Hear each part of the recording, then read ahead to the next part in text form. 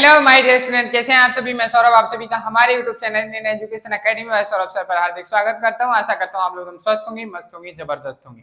चलिए भाई, जैसा कि आपको पता है हमारा प्रीपोजिशन टॉपिक स्टार्ट हो चुका है, जिसमें हम पढ़ चुके थे कि प्रीपोजिशन क्या होता है, प्रीपोजिशन के कितने टाइप्स होते हैं, इतना हम चीज सीख चुके थे। और उसके बाद हमने एक टाइप सीखा था, प्रीपोजिशनल फ्रेज किसे कहते हैं, व्हाट इज प्रीपोजिशनल फ्रेज, ये भी हम चीजें समझ चुके थे। प्रीपोजिशनल फ्रेज के बाद आज हम डिस्कस करने जा रहे हैं उन 4 टाइप्स के बारे में जो हमने उस दिन नहीं सीखे थे, उनके बारे में डिस्कस नहीं किया था। चलिए, तो सबसे पहले हम हेडिंग डालेंगे सिंपल प्रीपोजिशन। आखिर बात करते हैं सर ये सिंपल प्रीपोजिशन क्या होते हैं। सिंपल सी बात याद रखना है कि ऐसा वर्ड होगा, सिर्फ वर्ड होगा, एक वर्ड होगा जो क्या करेगा, बिना किसी की मदद के आएगा, वर्ड के आगे लग जाएगा, वो दो सेंटेंस नाउन प्रोनाउन का बाकी अदर वर्ड्स जो होते हैं, मीनिंग्स होते हैं, उनके साथ क्या करेगा, रिलेशन बताता है। ऐसे कंजंक्शन हमारे क्या कहलाते हैं, सिंपल कंजंक्शन। तो इसमें लिखेंगे भाई, हेडिंग डालेंगे simple conjunction, sorry simple preposition क्या होते हैं, सिंपल प्रीपोजिशन। सिंपल प्रीपोजिशन हमारा क्या, इसमें लिखेंगे these are single words, these are single words. इन्हें हम जो सिंगल वर्ड आते हैं वो हमारे क्या होते हैं, दीज आर सिंगल वर्ड्स। वो सिंगल वर्ड्स हैं, उन्हें हम क्या कहेंगे, उन्हें हम क्या कहेंगे, दीज आर सिंगल वर्ड्स। ठीक है, उन्हें हम क्या कहेंगे, सिंपल प्रीपोजिशन कहेंगे। एग्जाम्पल से समझते हैं, जैसे हमने कहा इन, हमने कहा ऑन, हमने कहा ओवर, आपसे कहा गया है अंडर, क्या है, अंडर हुआ, एट हुआ, सिंस हुआ, क्या हुआ, सिंस हुआ, फोर हुआ। ऐसे और भी बहुत सारे वर्ड्स जो सिर्फ सिंगल हैं, उन्हें हम क्या कहेंगे, सिंपल प्रीपोजिशन कहेंगे। क्या कहेंगे भाई, सिंपल प्रीपोजिशन कहेंगे। कोई दिक्कत समस्या, आप कहेंगे नहीं सर। तो नेक्स्ट हेडिंग डालेंगे सिंपल प्रीपोजिशन के बाद आता है डबल प्रीपोजिशन। क्या आता है, डबल प्रीपोजिशन।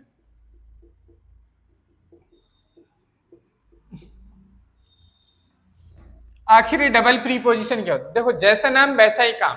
डबल प्रीपोजिशन का मतलब होता है कि एक ऐसी प्रीपोजिशन, ऐसा वर्ड जो दो प्रीपोजिशन वर्ड से मिलकर बना हो, दो सिंगल प्रीपोजिशन वर्ड से मिलकर बना हुआ रहता है, उसे हम क्या कहते हैं, डबल प्रीपोजिशन कहते हैं। तो लिखेंगे these are made from, these are made from, these are made from two single preposition, two single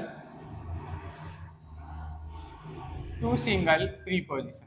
दो सिंगल प्रीपोजिशन होंगी, उनको मिला दिया जाएगा तो हमारा क्या बनेगा, डबल प्रीपोजिशन बनेगा। चलिए समझते हैं एग्जांपल की मदद से कि कैसे वो डबल प्रीपोजिशन बन जाएगा।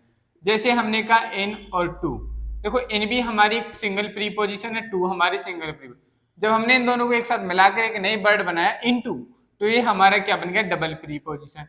इसी तरीके से जैसे हमने कहा ऑन टू, आप कहेंगे ये भी सर डबल प्रीपोजिशन है। क्या है भाई, डबल प्रीपोजिशन। तो ऐसे और भी हमारे पास बहुत सारे वर्ड्स हैं जो क्या करते हैं, डबल प्रीपोजिशन को रिप्रेजेंट करते हैं। चलिए भाई, अब बात करते हैं तीसरे टाइप की।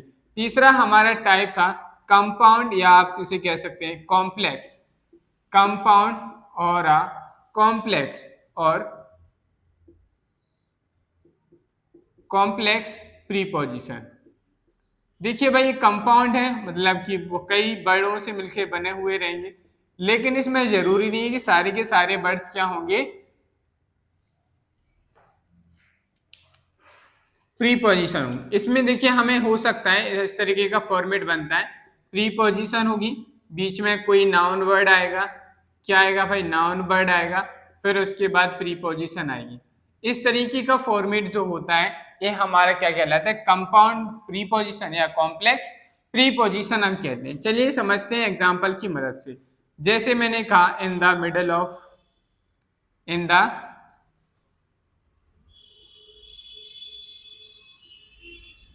मिडल ऑफ, देखिए इन प्रीपोजिशन, लास्ट में और प्रीपोजिशन, बाकी यहाँ बीच में कुछ भी आएगा।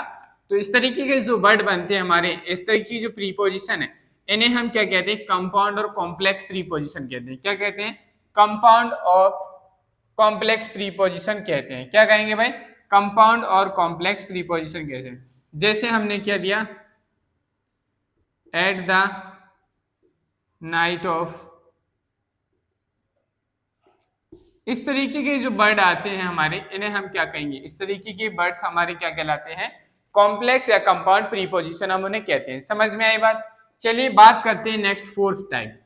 फोर्थ टाइप जो है हमारी, उसे हम कहते हैं पार्टिसिपल।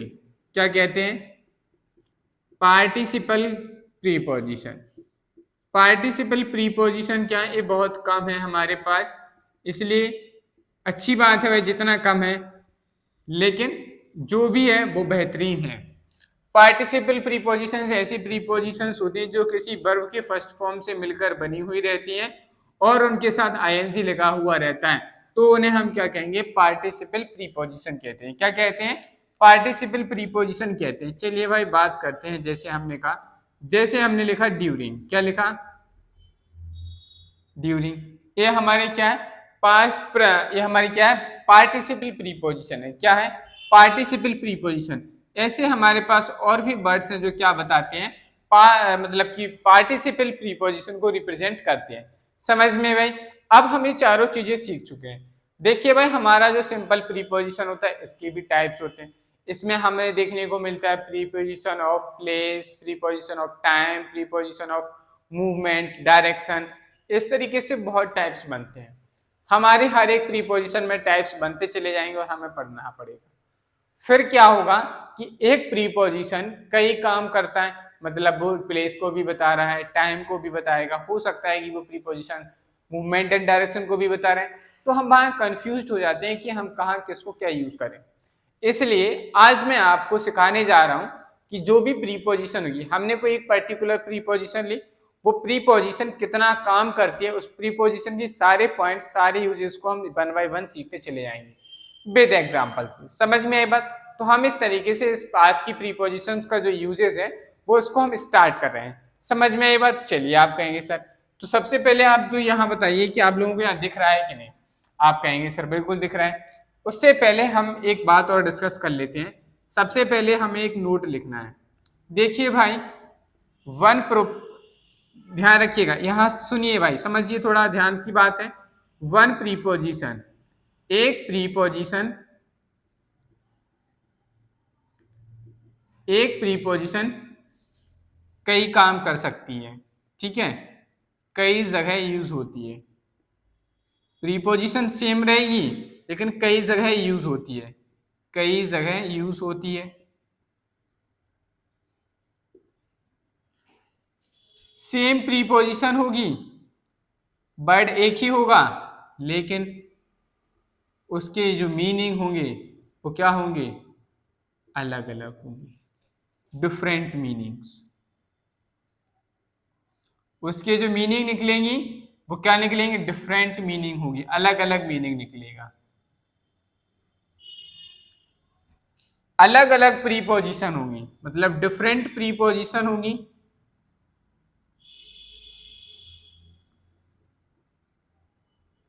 अलग अलग प्रीपोजिशन होंगी, लेकिन सेम वर्क करेंगी, सेम मीनिंग देंगी भाई, कि दोनों में ये प्रीपोजिशन एक ही जगह पे क्या हो जाती है, सही है, सेम मीनिंग होगा। चलिए मैंने जो बात लिखी है इसको समझ लेते हैं। जैसे मैंने कहा, यहाँ पे आपके सामने के एग्जाम्पल लिखा,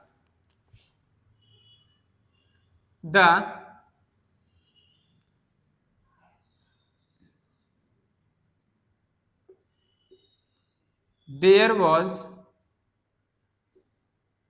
मेट। अब आपसे कहा गया यहाँ पे ऑन आएगा कि ओवर आएगा, द फ्लोर। दिख रहा है ना भाई आप लोगों को, सब कुछ क्लियर है कि नहीं, वॉइस एंड ऑडियो वीडियो सभी।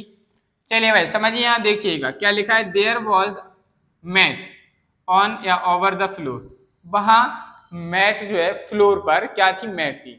देखो हमें मीनिंग निकला, ओवर का मीनिंग निकला, ओवर का भी मीनिंग पर होता है और ऑन का मीनिंग भी पर होता है। There was mat on over the floor, तो हम क्या कहेंगे, वहां फ्लोर पर क्या है, मैट रखी है, उसको लेके आओ। मैट रखी थी, ठीक है। अब हम कहेंगे वहां पर आया कि नहीं, पर वर्ड आया तो हम ऑन और ओवर दोनों में से किसी को यूज कर सकते हैं।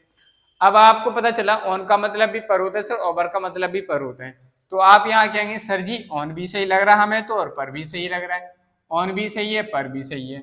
हाँ भाई, देखो मीनिंग सेम है, ऑन का मीनिंग भी क्या है, पर है, ओवर का मीनिंग भी क्या है, पर। ठीक है, अलग अलग वर्ड है, लेकिन देखो भाई यहाँ डिफरेंट प्रीपोजिशन है, ये वाली बात चले, डिफरेंट प्रीपोजिशन है, सेम मीनिंग है, और दोनों सही हैं। ऐसा नहीं कि दोनों गलत हैं, दोनों सही हैं, ये भी सही है, ये भी सही है। तो हमारे प्रीपोजिशंस में ऐसी कंडीशंस बनती हैं, ये 3 कंडीशन बनती हैं कि एक प्रीपोजिशन कई जगह यूज होती है, एक ही सेम प्रीपोजिशन होगी लेकिन उनके मीनिंग अलग अलग निकल रहे होंगे। मतलब सेम वर्ड होगा देखने में, लेकिन उसका मीनिंग कहीं आप कुछ और पढ़ेंगे, कहीं कुछ और पढ़ेंगे। दूसरी बात, अलग अलग प्रीपोजिशन होंगी, जैसे यहाँ देखो, लेकिन उनका मीनिंग कैसा आएगा, सेम आएगा। कोई दिक्कत समस्या? आप कहेंगे सर बिल्कुल नहीं। तो फटाफट से आप इसको नोट डाउन कर लीजिए, फिर हम सीखने वाले हैं। यूज ऑफ ऑन और ओवर से ही हम स्टार्ट करने जा रहे हैं, तो फटाफट आप लोग इसको नोट डाउन कर लीजिए और आप कमेंट बॉक्स में कमेंट करके बताएं कि आपको वीडियो एंड ऑडियो दोनों चीजें क्लियर हैं या नहीं। तो सबसे पहले हम हेडिंग डालते हैं यूज ऑफ ऑन। ऑन का यूज हमें सीखना है, इसमें हम पहला यूज सीखने जा रहे हैं, तो फटाफट यहाँ लिख लीजिए। 1 पॉइंट डालेंगे, पहला पॉइंट डालेंगे और इसमें हम लिखेंगे इट इज यूज्ड बिफोर। लिखिए भाई, साथ में नोट डाउन करते चलेंगे। It is used before day and dates. अगर कोई दिन है, अगर कोई डेट है, उनसे पहले हम क्या करेंगे, ऑन प्रीपोजिशन यूज करेंगे। समझ में आई बात? यूज ऑफ ऑन में हम पहला यूज सीख रहे हैं। यूज हमारा जो ऑन है, इसका जो हम यूज करते हैं वो ऐसी जगह यूज करते हैं जहां जो डेट बताई जा रही हो या डे बताया जा रहा हो। डे और डेट्स के बारे में बात चल रही होगी और उससे पहले हमें बताना होगा, तो हम वहां प्रीपोजिशन ऑन यूज करेंगे। क्या यूज करेंगे? ऑन प्रीपोजिशन यूज करते हैं। चलिए भाई समझते हैं एग्जाम्पल की मदद से। जैसे मैंने कहा एग्जाम्पल में, he will buy a car dash Diwali. देखिए भाई, मैंने कहा he will buy a car Diwali dash Diwali. अब आपसे पूछा गया है कौन सी प्रीपोजिशन है। थोड़ा ध्यान से सुनिएगा, मैं एक सेंटेंस आपको हिंदी में बोल रहा हूं, आपको बताना है कि यहाँ क्या बोला मैंने कहा वह दिवाली पर कार खरीदेगा। तो आपको समझ में आया होगा कि सर पर वर्ड यूज किया है आपने, पर। तो सर पर किसका मीनिंग होता है इंग्लिश में? What is the meaning of पर का क्या मीनिंग है इंग्लिश में, हम इसे क्या बोलेंगे? तो जो ऑन है, ऑन का जो हिंदी मीनिंग निकलता है वो निकलता है पर। क्या निकलता है? तो लिख लीजिए, ऑन का जो मीनिंग निकलता है हिंदी मीनिंग, ऑन का जो हिंदी मीनिंग निकलता है वो निकलता है पर। क्या निकलता है? पर आया। अब आप कहेंगे सर अब हम इस क्वेश्चन को कर सकते हैं, he will by a car, वह कार खरीदेगा। कब खरीदेगा? कब खरीदेगा? आपने कहा दिवाली पर। कब खरीदेगा? दिवाली पर। तो ऑन दिवाली। तो हमारे यहाँ क्या सही बनेगा? On. He will by a car on Diwali, वह दिवाली पर क्या करेगा? कार खरीदेगा। चलिए भाई, मैंने नेक्स्ट एग्जाम्पल की बात करता हूं। I will see you, I will see you dash your birthday. चलो भाई, मैं तुम्हें देखूंगा तुम्हारे बर्थडे पर। मैं तुम्हें तुम्हारे बर्थडे पर देखूंगा। बर्थडे पर देखूंगा भाई, उस बर्थडे की कोई डेट रही होगी, डेट होगी, कुछ दिन होगा, उस दिन होगा कि नहीं? तो यहां हमें समझ में आ गया सर यहाँ बर्थडे की डेट है, उस दिन कुछ दिन होगा, और उससे पहले हमें क्या यूज करना है? ऑन प्रीपोजिशन यूज करना है। तो हमारा यहाँ क्या आ जाएगा? ऑन प्रीपोजिशन आ जाएगी। कोई दिक्कत समस्या? आप कहेंगे नहीं। तीसरा एग्जाम्पल लेते हैं भाई। जैसे मैंने कहा I will go to Mathura, I will go to Mathura, मैं मथुरा जाऊंगा डैश 15 नवंबर। आप कब जा रहे हो? 15 नवंबर पर हमें मथुरा जाएंगे। 15 नवंबर पे हम कहाँ जाएंगे? मथुरा जाएंगे। कब जाएंगे? 15 नवंबर पर। 15 नवंबर पर हम क्या जाएंगे, हम मथुरा जाएंगे। तो ऑन डेट है भाई कि नहीं, 15 November is the particular date. आप कहेंगे सर ऑब्वियसली, तो डेट से पहले हमें कौन सा प्रीपोजिशन यूज करना है, ऑन प्रीपोजिशन यूज करेंगे। कोई देखे समस्या? चलिए भाई नेक्स्ट एग्जांपल से समझते हैं। आपको बताना है भाई कि समझ में आ गया कि नहीं, क्योंकि एक वर्ड जो है, एक कंजंक्शन जो प्रीपोजिशन वर्ड है, बहुत कंफ्यूजिंग है। नेक्स्ट जैसे मैंने कहा he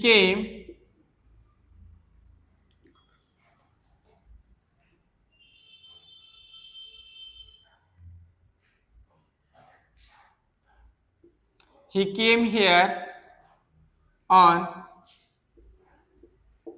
20th September। वह यहां आया था। कब आया था? 20 सितंबर पर आया था। 20 सितंबर को आया था। तो देखो भाई यहाँ ऑन जो मीनिंग है, यहाँ आप इस को का सेंस दे रही है। वह यहाँ 20 सितंबर को आया था। कब आया था? 20 सितंबर को आया था। मतलब एक डेट थी, उस डेट पर, पर्टिकुलर डेट पर वो हमारे यहाँ विजिट किया था उसने। कब आया था? पर्टिकुलर डेट पर आया था, मतलब 20 अगस्त पर आया था। तो वहां पर और को दोनों का मीनिंग निकल रहा है। लेकिन हमें कब आया था? आप कहेंगे 20 सितंबर पर आया था। कब आया था? 20 सितंबर पर आया था वो मेरे घर पे। कब आया था? 20 सितंबर पर आया था, 20 सितंबर को आया था। तो ऐसा जब मीनिंग निकलेगा, तो हमने ये चीज पढ़ा था कि एक सेम वर्ड होगा, उसका मीनिंग अलग अलग होगा, तो वो मीनिंग यहाँ देख लो अलग हो गया। तो हमारे यहाँ फिर भी क्या आता? ऑन प्रीपोजिशन आता, जो हमारे यहाँ क्या था, करेक्ट था। समझ में आई बात? ये चीज समझ में आ गई। चलिए अभी हमने सिर्फ यूज नंबर 1 किया, अब हम नेक्स्ट बात करते हैं use number 2।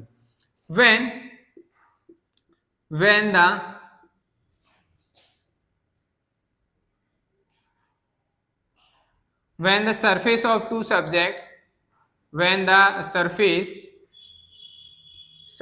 of two objects का मतलब थिंग्स, वस्तु कुछ भी हो सकती हैं। when the surface of the two things, कोई भी दो थिंग्स या ऑब्जेक्ट्स, थिंग्स और objects, when the surface of two things और ऑब्जेक्ट आर टच्ड। देखिए भाई जब भी क्या होगा, दो थिंग्स होंगी, दो ऑब्जेक्ट, कोई भी दो ऑब्जेक्ट जो क्या करते हैं, जिन दोनों के सरफेस एक दूसरे से टच होते हैं। चलिए मैं आपको एक डायग्राम बना के समझाता हूं। देखिए भाई डायग्राम को देखकर हंसना नहीं है आप लोगों को, जो हंसेगा उसे पनिशमेंट मिलेगी। ठीक है भाई, जैसे मान लीजिए ये हमारी क्या है, एक टेबल है। क्या है? ये हमारी एक टेबल है। इस टेबल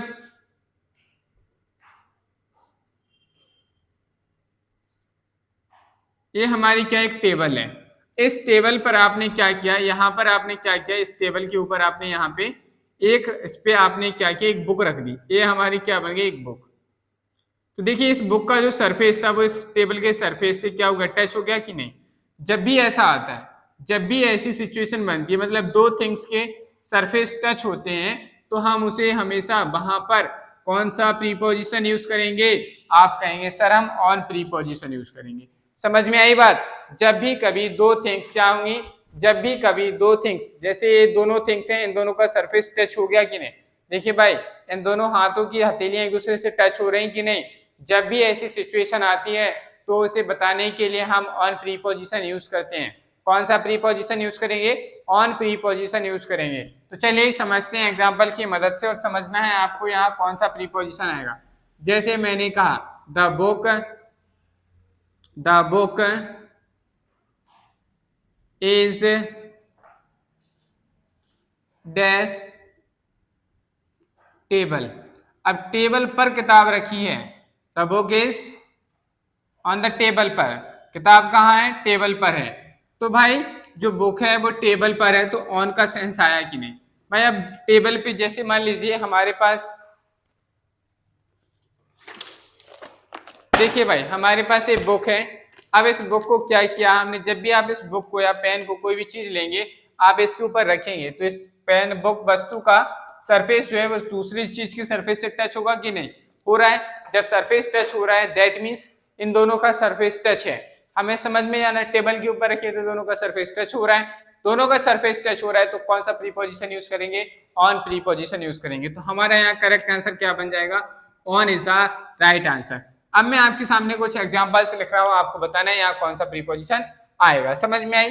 मैंने कहा the pen is kept, the pen is kept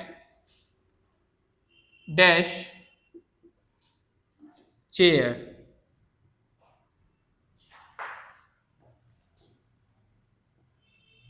third जैसे मैंने कहा the ball is dash roof. देखिए भाई मैंने दो एग्जांपल और लिखे, आपको बताना है। The pen is kept dash the chair, the ball is dash the roof. देखिए भाई जो बुक थी, जो पेन है हमारा वो कहाँ रखा हुआ है? चेयर पर रखा हुआ है। तो चेयर पर रखा है और यहाँ दोनों का सरफेस टच हो रहा होगा कि नहीं? तो हम यहाँ क्या यूज करेंगे? ऑन प्रीपोजिशन यूज करेंगे। The ball is the roof, भाई छत के ऊपर क्या है? गेंद है। तो बॉल जो डली है छत पे, तो वो क्या कर रही होगी? सरफेस को टच कर रही है। सरफेस को टच कर रही है, तो हम यहाँ कौन सा प्रीपोजिशन यूज करेंगे? ऑन प्रीपोजिशन यूज करेंगे।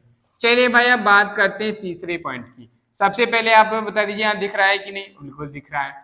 तीसरा यूज हमारा आता है जब भी हम क्या करते हैं, सुनिए भाई थोड़ा ध्यान दीजिए। जब भी कभी क्या होता है कि कोई चीज मोशन करती है, नहीं समझे भाई? चलिए अब आपको क्या करना है? मीन्स ऑफ, सबसे पहले आप ये चीज लिखिए, use number third, means of communication. Means of communication, communication के माध्यम पर। जैसे आप कहते हैं हमने रेडियो पे बोला, हमने रेडियो पर सुना, हमने टीवी पर सुना, मोबाइल पर सुना, मोबाइल पर देखा, तुमने मोबाइल पे स्पीच दी, तो हम ये चीजें करते हैं। जब भी क्या होता है, जब कोई व्यक्ति किसी चीज पर, किसी प्लेटफॉर्म पर आकर कुछ बताता है, बोलता है, समझाता है, तो हम उस चीज को बताने के लिए भी ऑन प्रीपोजिशन यूज करते हैं। तो हमने लिखा यहाँ पे means of communication, comma means of travel.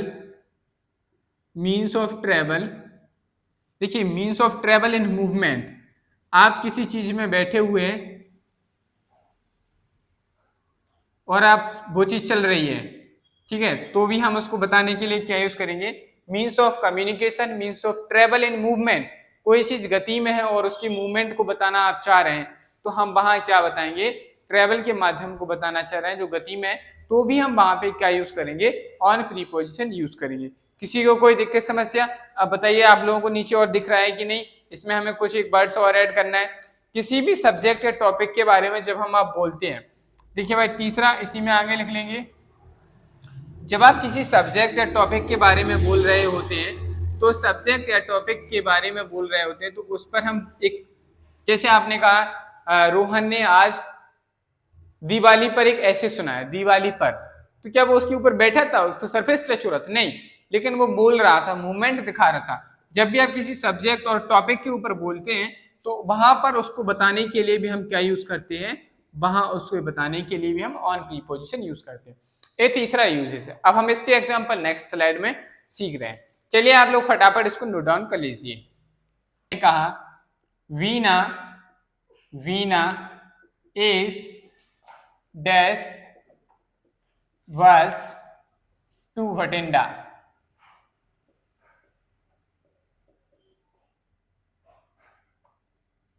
Meena जो है बस में है, बस पर है, मतलब भटिंडा के लिए जो बस जाती है उस बस पर वो क्या है? निकल चुकी है। देखिए भाई ऐसा सेंस आ रहा है, वीना इज डैश बस टू भटिंडा, जो बस भटिंडा के लिए जाती है उस बस पर वो है, उस बस पर वो है। तो यहाँ पर का सेंस आया और हमें समझ में आ रहा है कि जो बस है वो मूवमेंट कर रही होगी, वह चल रही होगी। तो ये मीन्स ऑफ ट्रेवल है कि नहीं? Means of travel in movement, जो ट्रेवल का मीन है, मतलब जो ट्रेवल का साधन है वो क्या है? मूवमेंट में है। उस चीज को बताने के लिए हम क्या करेंगे? ऑन प्रीपोजिशन यूज करेंगे। तो यहाँ हमारा क्या आ जाएगा? Veena is on the bus to Bathinda. जैसे मैंने नेक्स्ट एग्जांपल कहा, आपको बताना है इसमें क्या आने वाला है। जैसे मैंने कहा आई हियर्ड हर इंटरव्यू डैश रेडियो। अब आपको बताना है यहाँ क्या आएगा। चलिए भाई बताइएगा जलील, जिसको आंसर आ जाए वो अपना आंसर कमेंट बॉक्स में कमेंट करते जाइए। Mister Bose, mister Bose, mister Bose organized a class discussion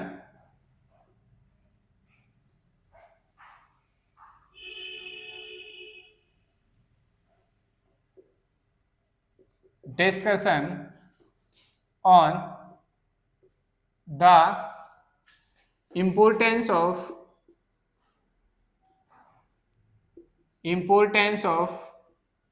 sports. आपके सामने दो क्वेश्चंस लिखे हैं, चलिए तो इनको करते हैं। आई हियर्ड हर इंटरव्यू में, उसका इंटरव्यू सुना था, किस पर सुना था? रेडियो पर। तो ये मीन्स ऑफ क्या हो गया? कम्युनिकेशन। तो इससे पहले हम क्या लगाएंगे? ऑन प्रीपोजिशन यूज करेंगे। किसी को कोई देख के समस्या नहीं है। चलिए बात करते हैं नेक्स्ट एग्जांपल की। लिखा है mister Bose organised a class discussion. Mister Bose ने क्लास का डिस्कशन, एक क्लास ऑर्गेनाइज की थी जिसका डिस्कशन किस पर हुआ था? एक क्लास ऑर्गेनाइज की गई, उस क्लास में ऑर्गेनाइज की गई थी, उस क्लास में किस बात पर डिस्कशन किया गया था? तो on the importance of sports, sports की महत्व के बारे में उस पर बात चल रही थी। तो यहाँ हमारा क्या हो गया? मीन्स ऑफ कम्युनिकेशन आ गया। तो यहाँ हम क्या करेंगे? ऑन प्रीपोजिशन यूज करेंगे। एक सब्जेक्ट है, उस सब्जेक्ट के ऊपर, एक टॉपिक के ऊपर डिस्कशन चल रहा है, तो हमारा यहाँ पे क्या आ गया? ऑन प्रीपोजिशन आ गया। चलिए भाई नेक्स्ट यूज की बात करते हैं। Use number 4,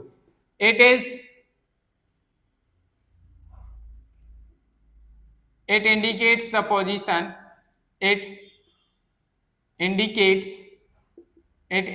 the position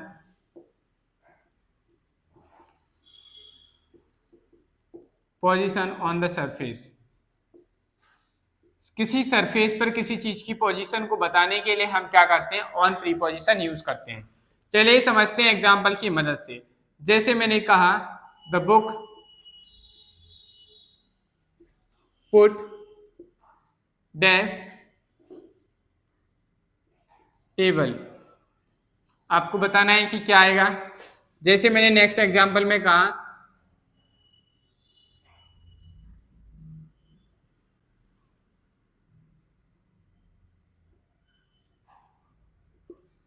we live dash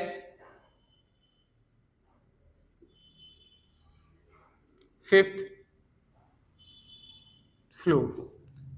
क्या लिखा भाई? मैंने लिखा the book put dash the table we live dash fifth floor. मैं फिफ्थ फ्लोर पर रहता हूं। अब आप लोग मुझे बताइए कि यहाँ कौन सा प्रीपोजिशन हम क्या करेंगे? यूज करेंगे। जैसे मैंने नेक्स्ट इसमें एक एग्जांपल ले लेते हैं।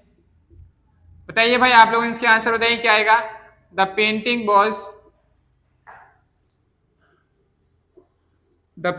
Was made dash the ball. आपको बताना है the book put dash the table we live dash fifth floor the painting was made dash the ball. तो चलिए समझते हैं, सॉल्व करते हैं। द बुक पुट डैश, आपने किताब को क्या कर दिया? उसके ऊपर रख दी थी। ठीक है, कहाँ रख दी थी? टेबल के ऊपर रख दी थी। तो आपने पोजीशन बताई गई, उसकी स्थिति बताई गई कि हमने सर बुक जो थी उसको कहाँ पे रख दी। किसी चीज की आप पोजीशन बता रहे हैं तो हम वहां क्या यूज करेंगे? ऑन प्रीपोजिशन यूज करेंगे। तो हमारे इसमें क्या आ जाएगा? ऑन आ जाएगा। We live dash fifth floor, हम किस फ्लोर पर रहते हैं? आप जहां रहते हैं उसकी पोजीशन बताई जा रही थी कि आप किस जगह पे रहते हैं, किस जगह पर रहते हैं। तो आपने कहा हम फिफ्थ फ्लोर पर रहते हैं। तो इस चीज को बताने के लिए भी हम क्या यूज करेंगे? ऑन प्रीपोजिशन यूज करेंगे। तो यहाँ क्या आ जाएगा? ऑन आ जाएगा। The painting was made, painting बनी हुई थी, दीवार पर तो बनी हुई थी, लेकिन दीवार पर सतह भाई, अब दीवार जैसे हमारे सामने वॉल है, आपके सामने हमने कहा there was a white board on the wall. अब इस दीवार पर क्या है? एक बोर्ड लगा हुआ है, वो रखा हुआ है। तो यहाँ हम क्या यूज करेंगे? ऑन। इसी तरीके से एक दीवार थी, उसके ऊपर क्या बनी थी? पेंटिंग। तो भी हम यहाँ क्या यूज करेंगे? उस पेंटिंग की पोजीशन बताई जा रही है कि उस दीवार पर ये बनी हुई थी, तो हम वहां कौन सा प्रीपोजिशन यूज करेंगे? ऑन प्रीपोजिशन यूज करेंगे। आशा करता हूं कि आपको यूज ऑफ ऑन समझ में आ गया होगा। अब नेक्स्ट हेडिंग डाल लीजिए use of over. Next heading डालेंगे यूज ऑफ ओवर। हमें अब सीखना है ओवर का यूज। आखिर ओवर का मीनिंग भी क्या निकलता है? पर निकलता है। क्या निकलता है? Use of over. ओवर का मतलब भी हिंदी मीनिंग जो होता है इसका पर होता है। चलिए भाई अब बात करते हैं इसके पहले यूज की। इसका पहला यूज है इट इज यूज्ड। ठीक है, इट इज यूज्ड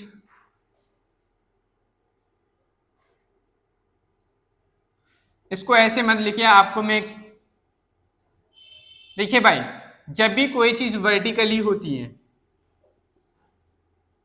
जब भी कोई चीज वर्टिकली जस्ट आपके ऊपर है, उस चीज को बताने के लिए हम क्या यूज करते हैं? ओवर यूज करेंगे। क्या यूज करेंगे? ओवर। चलिए जैसे यहाँ मैंने एक डायग्राम बनाया, मैंने कहा एक भाई एक व्यक्ति है, एक क्या एक मैन है। ठीक है, यहाँ पर एक मैन है और इस मैन के ऊपर एक बढ़िया ऊपर से एक पंखा लगा हुआ है, जस्ट ऊपर लगा हुआ है भाई।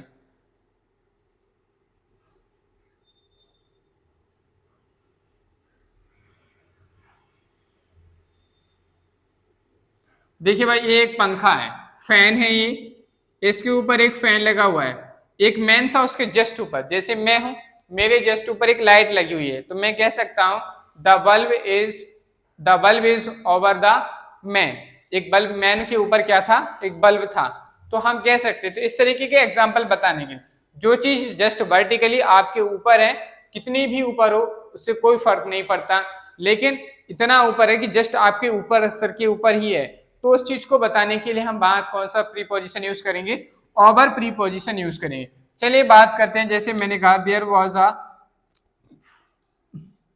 नेक्स्ट जैसे मैंने कहा there was a fan, there was a fan, there was a fan dash the man. जो व्यक्ति था उस व्यक्ति के ऊपर क्या था? वहां एक व्यक्ति था, उस व्यक्ति के ऊपर क्या था? फैन था, उसके ऊपर था। पर का मीनिंग आया तो यहाँ जरूरी नहीं है कि हम ऑन यूज करेंगे, क्योंकि भाई हमारे बाल हमारे सिर से और फैन का संपर्क टच तो हो नहीं रहा था, किसी भी चीज का संपर्क टच नहीं हो रहा था, संपर्क नहीं हो रहा था, सरफेस टच नहीं हो रहा था, तो हम वहाँ ऑन प्रीपोजिशन बिल्कुल नहीं यूज करेंगे। तो हमारे यहाँ सही क्या बनेगा? ओवर। तो हमारे यहाँ करेक्ट आंसर क्या बन जाएगा भाई? Over is the right answer of this question. चलिए भाई जैसे मैंने कहा दूसरी बात करते हैं, जैसे मैंने कहा द सन इज कमिंग। मैंने कहा द सन इज कमिंग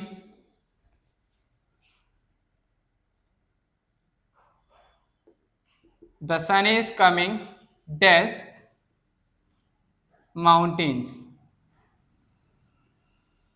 जो माउंटेन थे, मतलब माउंटेन थे, उनके ऊपर से क्या निकल रहा था? सूरज निकल रहा था, तो आ रहा था, मतलब आ रहा था। ठीक है, तो द सन इज कमिंग। अब उनके ऊपर से भाई जस्ट ऊपर था, ऐसा तो है नहीं कि ये है सूरज और ये है माउंटेन्स दोनों टच हो रहे थे, नहीं, ऑन यहाँ बिल्कुल नहीं आएगा। उसके ऊपर से माउंटेन्स के ऊपर से क्या निकल रहा था? सूरज निकल रहा था, तो जस्ट वर्टिकली था, तो हम यहाँ क्या यूज करेंगे? Over is the correct preposition is here. सही बात है भाई, तो हमारा यहाँ क्या आ जाएगा? ओवर आ जाएगा। समझ में आ रही है कि नहीं बात? फटाफट आप लोग पहले इतना नोट डाउन कर लीजिए, फिर हम इसके आगे और एग्जांपल समझते हैं और इसके और यूजेस के बारे में भी समझते हैं। फटाफट note down. There was a bridge, there was a bridge dash a river. एक नदी के ऊपर क्या है? ब्रिज है, तो यहाँ ऑन आएगा कि ओवर आएगा? आप बताइए भाई। देखिए भाई ब्रिज जो है, अब ऐसा तो है नहीं कि नदी जो है वो ब्रिज को टच कर रही है, नहीं कर रही है, तो यहाँ हमारा ऑन तो आएगा नहीं, तो हमारा क्या सही आंसर बनेगा? ओवर। तो हमारे यहाँ पे क्या आ जाएगा? Over is the correct answer. जैसे मैंने कहा नेक्स्ट, अब देखिए भाई मैंने कहा जैसे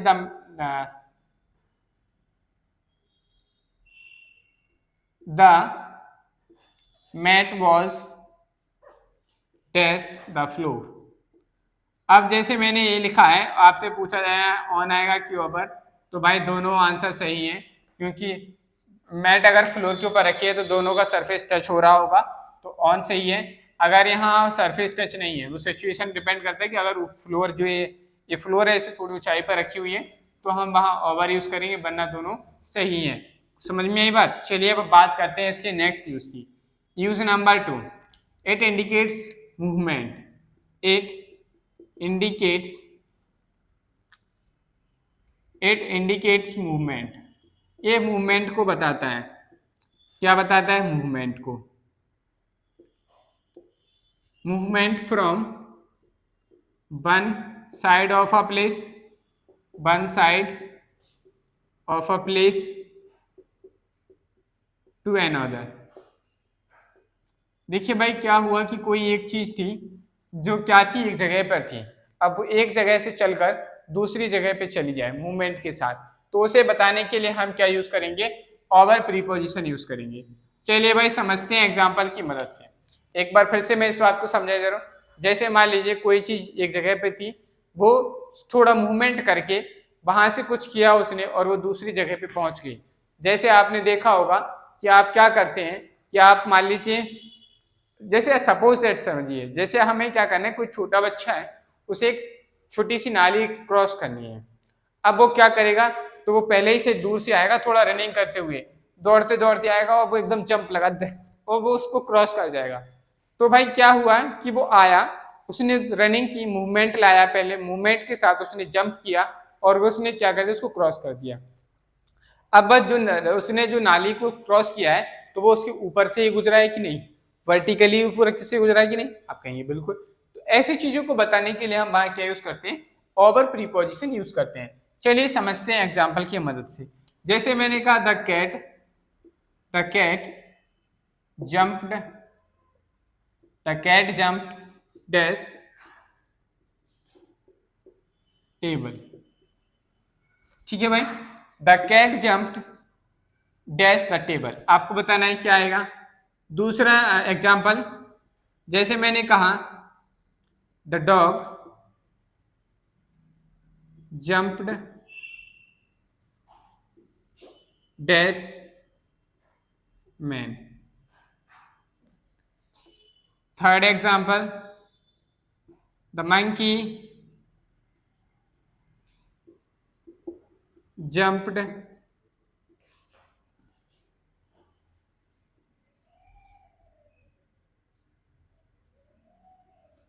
आपके सामने ये लिखा है, देखिए भाई, जो कैट थी उसने जंप की और टेबल को। अब भाई एक जगह क्या थी कि आपने जैसे देखा होगा जो बिल्लियां होती हैं, मान लो यहाँ से चली आ रही हैं, दौड़ते दौड़ते कोई चीज जंप करनी थी, वो फटाक से ऐसे छलांग मारती है और दूसरी साइड गिर गई। तो ऐसे ही उसने जंप किया, जो टेबल थी वो उसको जंप कर गई। ठीक है, टेबल पर जंप नहीं किया भाई, दो तरीके के जंप हो रहे हैं। अगर आप चलते हुए आए, जैसे आप कहीं से रनिंग करते हुए आए और जिस चीज पे आपने जंप किया आप उसी पे खड़े रह गए, ठीक है, तो वो होता है, तो वहां हम यूज करते ऑन टू। अब आपने क्या किया, आप वहां से रनिंग करते आए और कोई चीज थी और आप उसके ऊपर से निकल गए और दूसरी जगह पहुंच गए, तो उसको बताने के लिए हम क्या यूज करेंगे? ओवर यूज करेंगे। तो यहाँ द कैट जंप, जो टेबल थी, कैट ने क्या किया, उस टेबल को जंप कर गई, तो उसको बताने के लिए हम क्या यूज करेंगे? ओवर। तो इन तीनों में सेम सिचुएशन रही है, तो यहाँ पे क्या आएगा? ओवर हमारा क्या आ जाएगा? राइट आंसर बनेगा। समझ में आई बात? एक बात और याद रखिए, यहाँ दो आंसर बन रहे हैं। यहाँ अगर हमारे सामने कोई व्यक्ति जैसे एक चीज को दूसरी चीज के ऊपर क्रॉस कर रहा है, तो हम वहां पे क्या कर सकते हैं? ओवर यूज करेंगे। यहाँ अगर हमारा ओवर ऑप्शन में नहीं होता, ऑन टू होता, तो हम यहाँ ऑन टू यूज करते। फिर इसका मतलब ये होता है कि जो कैट थी वो उसने जंप की और वो टेबल पर ही रह गई। समझ में आई बात? जो मंकी था उसने जंप किया, वो उसी ब्रांच, दूसरी ब्रांच पे ही रह गया भाई। ठीक है, और उसने क्या किया, जो डॉग था उसने जंप किया और एक जिस आदमी के ऊपर झपटा वो उसी के ऊपर रह गया। तो इस तरीके का तब वहां पे सेंस आता। हमारे पास यहाँ ऐसा सेंस नहीं था, तो हमने यहाँ पे क्या यूज किया? ओवर प्रीपोजिशन यूज किया। आशा करता हूँ कि आपको आज के हमारे दोनों यूजेस ऑफ प्रीपोजिशन यानी कि ऑन एंड ओवर समझ में आ गया होगा। अगर आपको कोई डाउट है इससे रिलेटेड, तो आप अपना डाउट कमेंट बॉक्स में कमेंट करके भी बता सकते हैं, या आप हमारे किसी भी सोशल मीडिया अकाउंट जैसे कि व्हाट्सएप चैनल, उस पर भी आप हमें भेज सकते हैं, जिसपे आपको मेरा नंबर मिल जाएगा। आपको उसमें इंस्टाग्राम, फेसबुक पेज, जहां भी आप चाहे अपना डाउट हमसे पूछ सकते हैं, हम आपको वहां पे सॉर्ट आउट कर देंगे। चलिए, आशा करता हूं कि आज की क्लास आपको पसंद आई होगी। अगर आज की क्लास पसंद आई है तो वीडियो को लाइक करें, चैनल को सब्सक्राइब करें और बेल आइकन को प्रेस करें, जिससे कि आपको हमारी आने वाली क्लासेस का नोटिफिकेशन टाइम टू टाइम मिलता रहे। चलिए भाई, आज के लिए इतना ही रखते हैं, मिलते हैं कल एक नई क्लास के साथ।